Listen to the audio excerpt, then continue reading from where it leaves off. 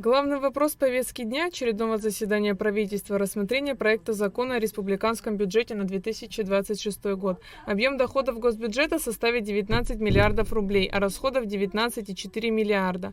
Доходы республиканского бюджета – 14,3 миллиарда рублей, в том числе российская финпомощь – 4 миллиарда 25 миллионов рублей в целях социально-экономического развития, 1 миллиард в рамках инвестпрограммы на 2026-2028 годы, 250 миллионов на финансирование мероприятий господдержки отраслей экономики на 2026-2028 годы. Расходы республиканского бюджета 14 миллиардов 700 миллионов рублей, дефицит 426 миллионов. По словам министра финансов Саида Губас, в 2026 году предусмотрено 14 ведомственных целевых программ в сферах здравоохранения, науки, сельского хозяйства, финансов и других. На их реализацию планируется выделить 1,4 миллиарда рублей. Помимо этого, около 500 миллионов рублей будет направлено на мероприятия в сферах образования, спорта и социальной поддержки, молодежной политики.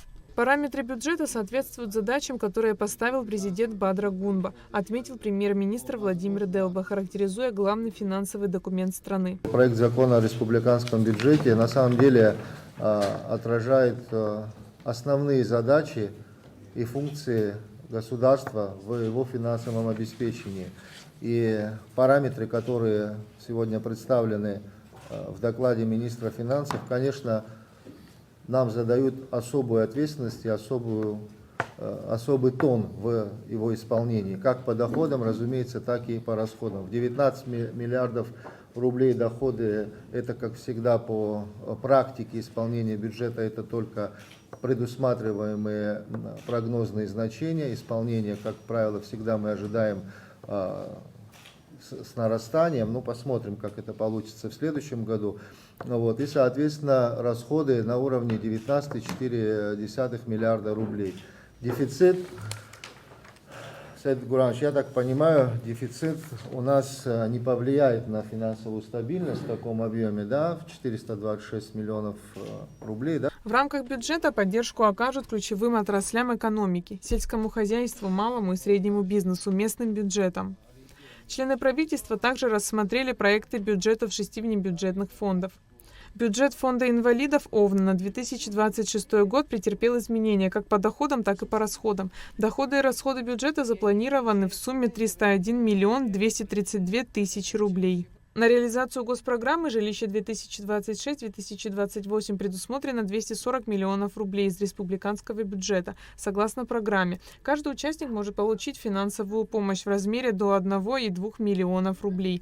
Кроме того, на каждого члена семьи участника предусмотрена дополнительная выплата до 100 тысяч рублей.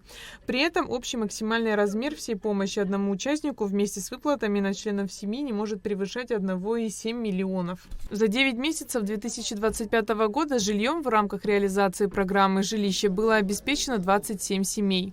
В программе устанавливаются приоритетные категории граждан, имеющие право на участие в программе. Это инвалиды первой группы Отечественной войны народа Абхазии, семьи лиц погибших или пропавших без вести во время войны, а также лиц погибших и пропавших без вести при исполнении служебных обязанностей, при выполнении долга гражданина Республики Абхазия по спасению человеческой жизни. Также многодетные семьи, имеющие 3 или более детей, лица, на иждивении которых находится ребенок-инвалид или инвалид с детства, дети-сироты. Осознаем, откровенно говоря, что не 1 200 000 действующие, не 1 700 000, которые предусмотренный с 2026 года, порог максимальный, да, 1 700 000 у нас, он, конечно, не всегда помогает полностью, значит, изменить жизненную ситуацию у людей, но если работать в условиях субсидирования, софинансирования, как мы иногда говорим, или в складчину, да, то тогда результаты наверняка будут лучше, чем нынешние. Поэтому предлагаю поддержать программу, начнем ее со следующего года реализовывать. И очень попросил бы, и здесь тоже эффективность мы должны, конечно, оценивать, да, ну и в процессе реализации этой программы абсолютно это не означает, что она должна вот в таких параметрах закончиться в 2028 году.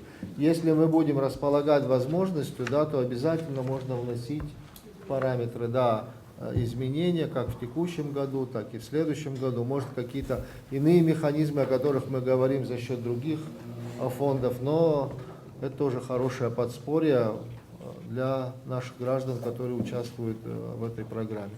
Общий объем финансирования программы развития демографии на следующий год составит 158 миллионов рублей из бюджета Фонда репатриации. Программа предусматривает единовременные выплаты семьям за рождение детей в период с 1 января по 31 декабря 2026 года. 100 тысяч рублей за первого и второго ребенка, 200 тысяч рублей за третьего и четвертого ребенка, 300 тысяч рублей за пятого и последующего ребенка. 50 миллионов из бюджета Фонда репатриации планируется направить на программу ЭКО, что на 20 миллионов больше, чем в 2025 году. 150 миллионов рублей будет выделено на программу по рождению ребенка абхазской национальности. В 2025 году сумма составила 120 миллионов. Проект программы развития демографии на 2026 год направлен на сохранение демографической безопасности в Республике Абхазия и создание условий, необходимых для улучшения демографической ситуации в целом, путем стимулирования рождаемости детей абхазской национальности. Основной задачей данной программы является осуществление дифференцированной единовременной денежной выплаты семьям, постоянно проживающим на территории Республики Абхазия. Ключевое отличие программы на 2026 год заключается в значительном усилении поддержки многодетных семей за счет сдвига порога выплаты в 200 тысяч рублей на третьего ребенка и введения нового максимального размера поддержки в размере 300 тысяч рублей. Выплаты по настоящей программе будут распространяться исключительно на детей, рожденных в 2026 году. С нового года предлагается повысить единовременные выплаты по рождению ребенка. Для работающих родителей с 27 тысяч до 50 тысяч рублей. Для неработающих родителей с 22 до 40 тысяч рублей. Также утвержден максимальный размер ежемесячных пособий. По временной нетрудоспособности 22 670 рублей. По беременности и родам 30 300 рублей. Фондом был проделан огромный объем работы при...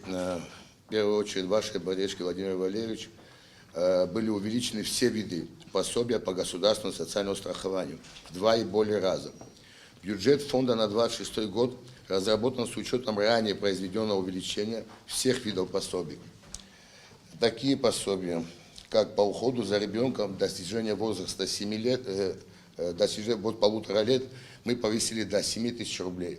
Раньше эта сумма составляла 1000 рублей, потом мы ее повысили до 3, а сейчас она составляет 7 тысяч рублей. Что учесть нужно каждому. Раньше эта сумма выплачивалась, даже при рождении двойни или тройни выплачивалась одной суммой. Сейчас мы сделали на каждого ребенка по отдельности.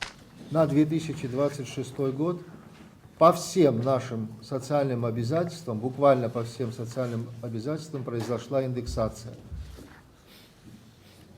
Еще раз хочу отметить, что социальные обязательства финансируются за счет вот этих бюджетов, о которых мы сейчас с вами рассмотрели. В одном случае произошла индексация путем прямого индексирования, в другом случае произошла индексация изменением подходов, критериев.